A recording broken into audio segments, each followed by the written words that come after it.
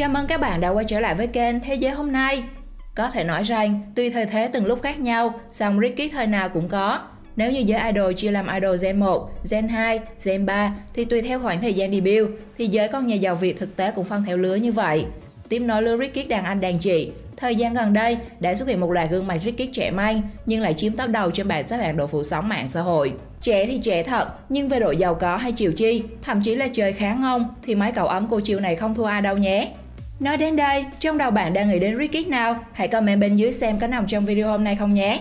Và bây giờ chúng ta bắt đầu khám phá cuộc sống mơ ước 7 Ricky giàu nhất TikTok Việt Nam, đứa trẻ nào cũng mơ ước. Cùng xem họ là ai nhé.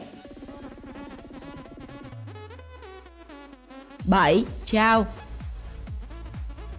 Nếu nhìn lại tuổi 18, các bạn ở thời điểm đó như thế nào? Còn với cô bạn Chao Anh, nickname Chao gần như có trong tay tất cả mọi thứ. Theo nhiều thông tin bên lề, Chao là tiểu thư con nhà siêu giàu tại thủ đô Hà Nội. Có lẽ vì thế nên dù chỉ mới 18 tuổi. Nhưng hot TikToker Chao đã sở hữu những thứ mà biết bao người trưởng thành khác phải ngưỡng mộ, như xe sang, theo học trường có học phí tận 730 triệu đồng một năm. Cơ ngơi kinh doanh độc lập và là thành tích học tập đỉnh của Job. Trên TikTok, cô nàng thường xuyên đăng tải cuộc sống hàng ngày như đi học, đi chơi. Trong một clip đăng tải về nội dung, một ngày của Chao trên TikTok đã thu về hàng trăm nghìn lượt like và quan tâm bởi độ giàu có và chịu chơi của cô nàng. Chao luôn di chuyển bằng xe hợp của gia đình, có tài xế riêng chuyên chở, đi đến những nơi đắt đỏ như Tràng Tiền Plaza để mua những món đồ hiệu cô thích, hay đi ăn uống ở những nhà hàng sang trọng cùng hội bạn Rich Kid. Cuộc sống của cô nàng đúng chuẩn sinh ra ở vạch đích, khiến bao người phải mơ ước. Không chỉ thế, Chao còn khiến nhiều người ngưỡng mộ bởi tài năng học tập của mình khi nhận được học bổng từ Đại học New York, một trong những trường học danh giá bậc nhất nước Mỹ. Tuy được nhiều người nhận định là đã sướng từ trong trứng, thế nhưng ít ai biết rằng Chao Anh lại là một cô nàng vô cùng độc lập. Ngay từ năm 14 tuổi, cô nàng đã bắt đầu kinh doanh và chỉ sau vài năm cố gắng, đến nay cô nàng đã là chủ của 3 cửa hàng, có đến hơn chục nhân viên gói hàng, quản lý fanpage. Chao hiện đang sở hữu kênh TikTok với 1,3 triệu người theo dõi và hơn 19 triệu lượt yêu thích.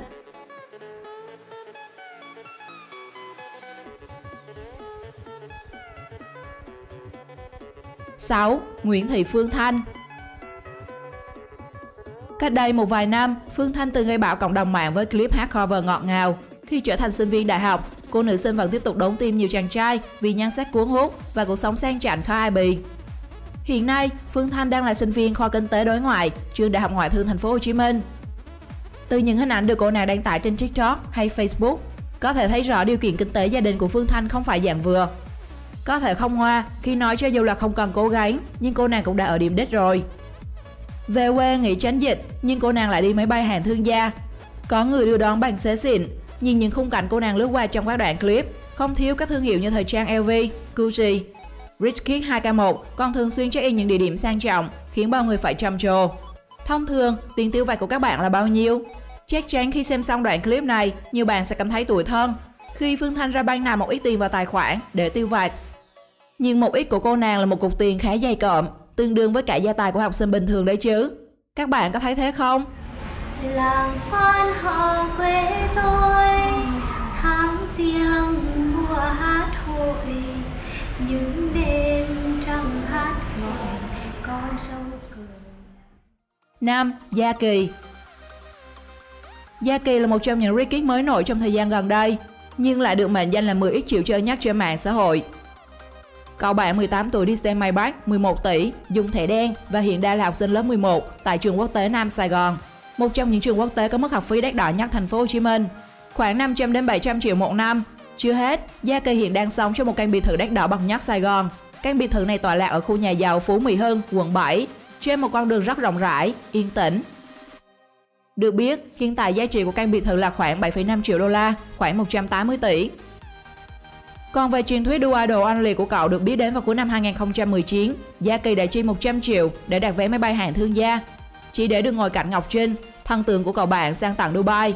Gia Kỳ còn gây choáng diện rộng trên cõi mạng khi đăng clip lái thẻ đen làm thước kẻ, cạnh tranh với Ricky 2K4 từng gây xôn xao. Đố ai chơi ngon qua được tầm như bạn ấy nhỉ? Không những thế, Gia Kỳ còn khiến cộng đồng mạng chóng mặt toàn tập khi đi ăn tối nhẹ nhẹ thôi mà bay mất gần 17 triệu đồng. Một bữa tối mà có trị giá hơn cả tháng lương của một lao động trí thức. Thế mới thấy cuộc sống của cậu bạn này chắc đến mức nào.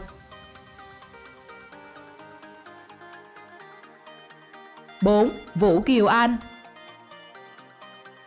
Xài thẻ đen, đi siêu xe, trang cá nhân tràn ngập đồ hiệu là những dấu hiệu nhận diện đầu tiên mà người ta có thể liên tưởng được khi nhắc đến khái niệm Rick Kidd.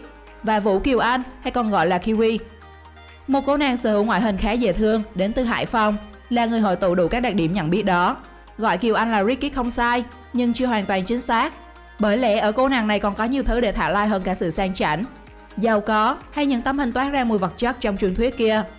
Cuộc sống không có gì ngoài đồ hiệu, nên chẳng khó để bắt gặp những hình ảnh Kiều Anh check-in ở các resort, nhà hàng sang chảnh bậc nhất hay chụp ảnh bên những chiếc xe hơi đắt tiền. 21 tuổi, cô nàng đã có trong mình một chiếc Mercedes giá cũng không hề rẻ. Bên cạnh đó, cô nàng này còn có niềm đam mê khá lớn đối với các món đồ hiệu. Cô nàng có khá túi hiệu, trong đó đắt nhất là chiếc Chanel Rocket Bag giá lên tới hơn 460 triệu đồng.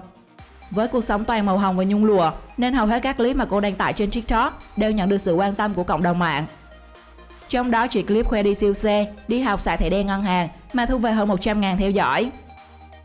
Tìm hiểu về Kiều Anh một cách kỹ càng hơn, bạn sẽ nhận ra ngoài là một Rick Kidd của bố mẹ thì cô nàng cũng đúng chuẩn một Rick Kidd tự thân khi tự kinh doanh, tự kiếm tiền từ lúc còn rất trẻ. Đúng là con nhà người ta có khác.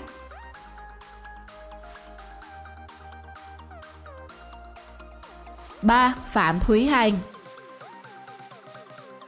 RMIT được xem là nơi hội tụ của các Rick Kidd, quả thực không sai. Mới đây trên mạng xã hội lại nổi lên một gương mặt mới, cô gái quê Nghệ An, mới 23 tuổi nhưng đã sở hữu siêu xe Porsche, xương 8 tỷ, căn hộ sang xịn mịn có giá gần triệu đô giữa Sài Gòn hoa lệ, đồ hiệu giá đầy mình và còn đang đầu tư nhiều dự án bất động sản. Cô nàng Rick Kidd đình đám này có tên Phạm Thúy Hằng, cử nhân ngành Digital Marketing của trường đại học RMIT. Riêng ngành cô nàng học có học phí lên đến gần 1 tỷ đồng cho 4 năm học, với giá thế không phải dạng vừa khi bố mẹ làm vận tải và bất động sản. Ngoài ra còn có nhà máy điện năng lượng ở Tây Ninh, sinh ra đã ngậm thìa vàng khiến bao người ganh tị. Cuộc sống của cô nàng không thua kém bất cứ Rick Kidd nào của Việt Nam. Với những chuyến du lịch sang chảnh, đồ hiệu phủ đầy người. Trong một chia sẻ, Hằng cho biết cô đã đặt chân đến 20 quốc gia khác nhau trên thế giới như Anh, Nhật, Hàn, Thái, Pháp, Đức v.v. Từ các clip được chia sẻ trên mạng xã hội, nhiều người không khỏi hâm mộ cuộc sống nhung lụa của cô nàng không có gì ngoài điều kiện. 2. Nhất Hoàng. Trong số những Rick Kidd 18 tuổi quen thuộc nhất với cư dân mạng, Nhất Hoàng, tên thật là Hoàng Quang Nhất, có lẽ chính là cái tên được chọn. Nhất Hoàng sinh năm 2003, là con trai của chủ tịch hội đồng quản trị Nhất Thống Group. Chị của Nhất Hoàng không phải ai khác, mà chính là Rick Kidd Trinh Hoàng đình đám. Đương nhiên, xét về độ chịu chơi về chịu chi thì Nhất Hoàng chẳng kém chị gái mình chút nào. Điều này cứ nhìn số lượng đồ hiệu hay những bức hình check-in với siêu xe, du thuyền trên trang cá nhân của Nhất Hoàng là rõ. Đặc biệt nhắc đến Nhất Hoàng, người ta còn nhớ đến ngay cậu bạn trong vai trò một fanboy K-pop cuồng nhiệt. Rick Kidd đua idol tất nhiên cũng khác. Bởi lẽ ít ai có thể theo chân idol đi muôn nơi như Nhất Hoàng, ít ai được selfie với Blackpink như bạn thân giống Nhất Hoàng. Lại càng ít ai sẵn sàng cùng bạn bỏ ra 900 triệu để tổ chức mừng sinh nhật thần tượng như Nhất Hoàng. Không những thế, Rick Kidd Nhất Hoàng còn chơi lớn khi đi cách ly mà mang xương bộ sưu tập đồ hiệu có giá cả tỷ đồng. Với mức độ chơi ngông như thế thì thật toàn Việt Nam chắc hẳn Nhất Hoàng vô đối thủ.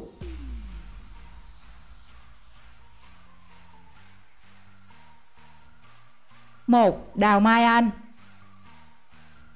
Đào Mai Anh, cô nàng sinh năm 2001 tại Hà Nội, cũng đã nhận được nhiều sự chú ý trên mạng xã hội với danh xưng gái xinh RMIT của mình.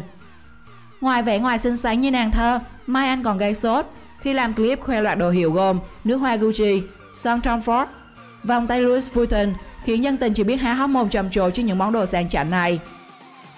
Clip của cô nàng đã nhận về hàng triệu lượt view trên TikTok. Bên cạnh những ý kiến ngưỡng mộ cuộc sống chanh xạ của cô nàng, thì nhiều người lại cho rằng đó là sự hoang phí tiền bạc của bố mẹ.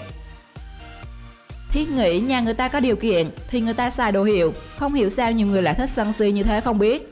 Ngoài việc học, cô nàng còn đang quản lý một chiếc studio nhỏ, nhận chụp hình cho mọi người. Nhưng với giá thế khủng của mình thì tiền đối với cô nàng không phải là vấn đề. Mai Anh coi đây là một cách để rèn luyện kỹ năng trong tương lai. Cô bạn sẽ về làm việc cho công ty của gia đình. Hiện cô nàng có hơn 164.000 người theo dõi trên TikTok và hơn 45.000 người theo dõi trên Instagram.